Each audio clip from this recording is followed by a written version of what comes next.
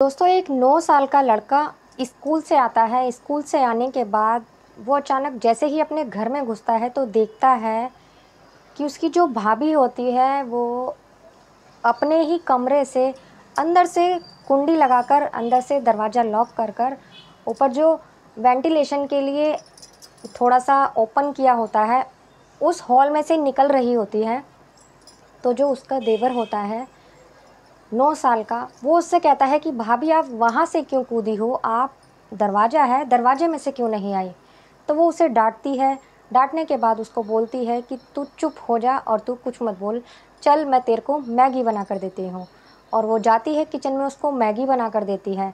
लेकिन पता नहीं उस जो 9 साल का बच्चा होता है उसके मन में क्या आता है, क्या उसको महसूस होता है, वो मैगी खाने से मना कर देता है और वहीं से बाहर जाता है, शोर मचाता है, घर के आस पड़ोस वाले लोगों को बुलाता है और कहता है कि मेरी भाभी ने ज़रूर कुछ ना कुछ किया है, आकर देखिए।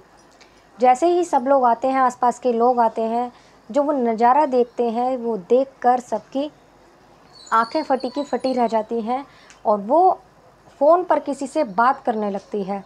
वहीं आकर उसे पकड़ लिया जाता है और सारी सच्चाई सामने आती है कि उसने क्या किया है। तो दोस्तों वो महिला अब दरवाज़ा छोड़कर ऊपर से क्यों भाग रही थी, क्यों वहाँ से कूद रही थी, दरवाजे में से जा सकती थी, आखिर उसने ऐसा क्यों किया था, ये आपको वीडियो में पता चलेगा। तो प्लीज़ इसके लिए आपको वीडियो पूरी देखनी पड़ेगी। वीडियो पूरी देखिएगा कि वो महिला महज 19 दिन हुए थे उसकी शादी को और वो ऐसा क्या करके वहाँ से भाग रही थी।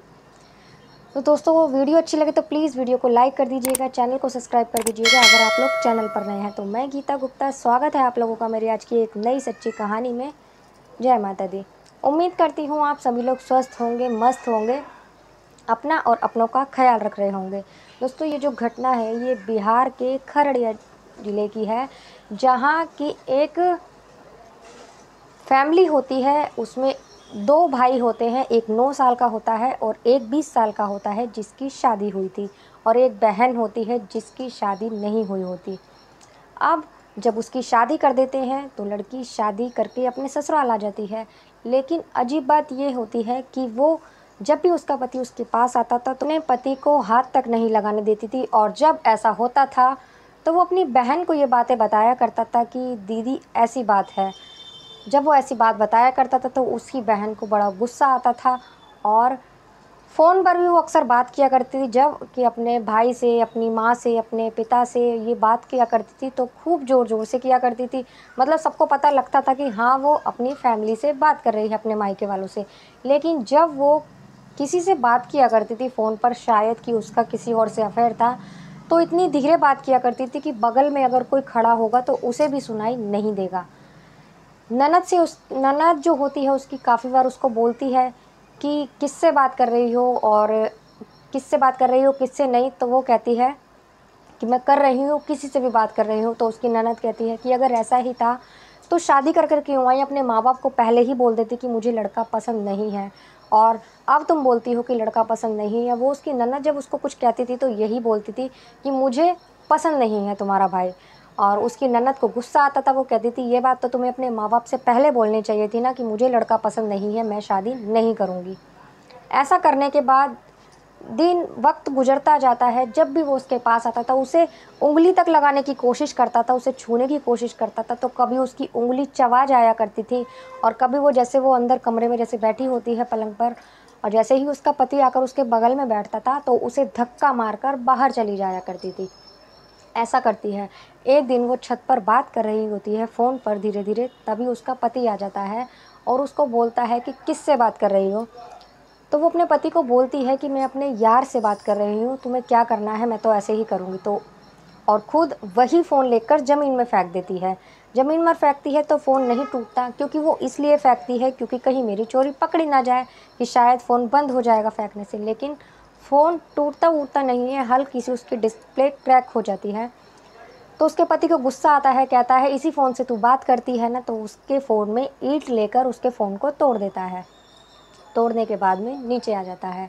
अब ये सिलसिला रोज़ चलता रहता है। एक दिन की बात होती है कि उसका पति अपने कमरे में ही होता है और कुछ नशे की दवाई अपने पति को खाने में मिलाकर दे देती है और देने के बाद उसके पति की, अपने ही पति की बेरहमी से हत्या कर देती है। और हत्या करने के बाद अंदर से कुंडी लगा कर रखती है, अंदर से दरवाज़ा बंद रखती है।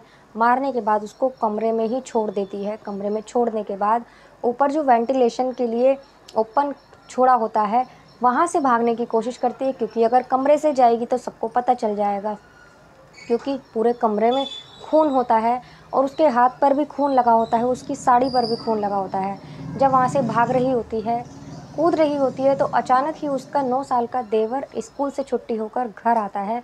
घर आता है तो अपनी भाभी को जब देखता है कि इसकी भाभी वहाँ से कूद रही है, तो अपनी भाभी से पूछता है, बोलता है कि भाभी तुम कमरे के दरवाजे से क्यों नहीं आ रही और इतनी ऊपर चढ़कर वहाँ से आ रही हो, ऐसा क्यों कर रही हो।